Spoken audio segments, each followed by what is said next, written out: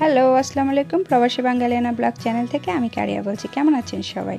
আশা করছি ভালো আছেন। আলহামদুলিল্লাহ আমরাও ভালো আছি আমার পরিবারের সবাইকে নিয়ে। আজকে আমি কোনো ব্লগ শেয়ার করছি না। আজকে আমি শেয়ার করছি চিকেন কোরমা রেসিপি। চলুন তাহলে রেসিপিটি দেখি কি লাগছে। 2 টেবিল স্পুন করে আদা রসুন বাটা, কাঁচামরিচ 10-12টা এবং লেবু 2 টুকরো।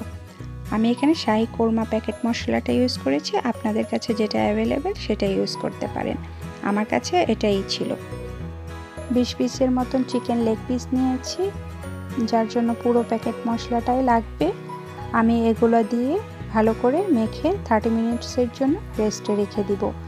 আমি কিন্তু কাঁচামরিচটা একটু থেতলে নিয়েছিলাম। এখন চলে যাচ্ছি মূল প্রসেসিংয়ে। এর জন্য আমার লাগবে half cup milk, 4 table spoon yogurt, 2 table spoon চিনি এবং পেঁয়াজ বেরেস্তা। এগুলো সবগুলো একটি বলে নিয়ে ভালো করে মিক্সড করে নিতে হবে। আরও ভালো হয় এটা যদি একটু ব্লেন্ড করে দেওয়া যায়। আমি অবশ্য ব্লেন্ড করেই দিয়েছি। যার যেমন ইচ্ছা সে সেমন করেই দিতে পারে, তবে ব্লেন্ড করে নেওয়াই ভালো। এটাই হলো এই রান্নার সবচেয়ে মেন পার্ট। এখন আমি চলে যাব মূল প্রসেসিংয়ে। আর কেন আপনাদের সাথে এই রান্নাটা শেয়ার করলাম আমি নেক্সট ব্লগে বলবো। আমার সাথে থাকবেন। এবার চলে যাচ্ছি রান্নায়। আর তার জন্য একটি পাত্র আমি চুলোতে দিয়ে দিলাম। পাত্রটি একটু গরম হয়ে আসলে আমি এখানে ঘি দিয়ে দেব। আর এই রান্নায় অবশ্যই ঘি ইউজ করতে হবে। ঘি দিলে এই রান্নার স্বাদ অনেকটা বেড়ে যায়। ঘিটা যখন একটু গলে যাবে তখন আমি চিকেন লেগ পিসগুলো দিয়ে দিব। আর আমি এত চিকেন কেন রান্না করছি আপনাদের সাথে নেক্সট ব্লগে অবশ্যই শেয়ার করব। নেক্সট ব্লগ দেখতে ভুলবেন না কিন্তু।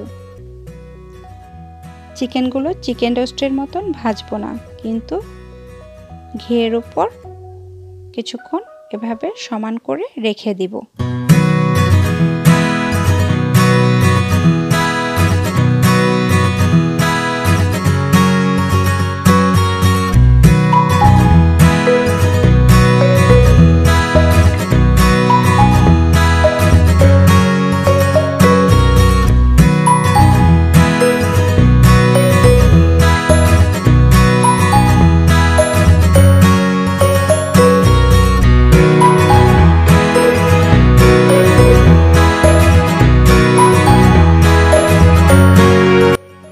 ঢাকনা দিয়ে ঢেকে 5 মিনিট রান্না করার পরে ঢাকনা উল্টিয়ে আবার চিকেনগুলো একবার করে উল্টিয়ে দিব। তাহলেই এটা একটু ভাজা ভাজা হয়ে আসবে। এটা আমার চ্যানেলের প্রথম রেসিপি ছিল। একেবারেই আমি বাসায় যেভাবে রান্না করি ঠিক সেভাবেই আপনাদের সাথে শেয়ার করলাম। কেমন লেগেছে কমেন্টস করে অবশ্যই জানাবেন। আর এভাবে উল্টিয়ে ঢাকনা দিয়ে চিকেনগুলো আরও 5 মিনিটের জন্য রান্না করব।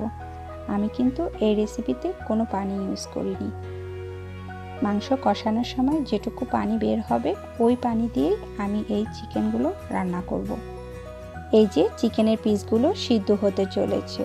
আর আমি যে মশলাটা বানিয়ে রেখেছিলাম সেটা কিন্তু ভুলেও এর মাঝখানে দিব না, ওটা একেবারে রান্না শেষে দিব।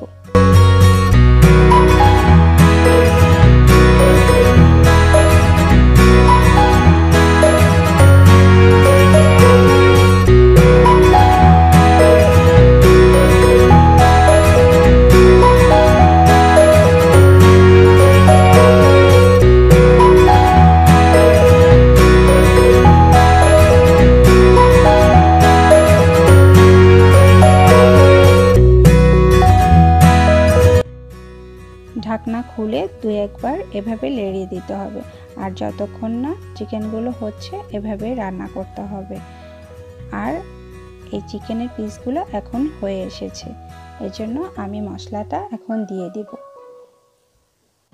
মশলাটা দেয়া হয়ে গেলে খুব সুন্দর করে এটাকে নেড়ে চেড়ে দিতে হবে এবং মশলা দেওয়ার পরে আরও কিছুক্ষণ এভাবে রান্না করতে হবে। এই তো মাংস হয়ে এসেছে। এভাবে ঢাকনা দিয়ে আরও 5 মিনিট রান্না করতে হবে যেন মশলার কাঁচা গন্ধটা চলে যায়। রান্নার শেষে 5-6টা কাঁচামরিচ দিয়ে দিতে হবে। এটা কোনো ঝালের জন্য না, এটা জাস্ট ফ্লেভারের জন্য।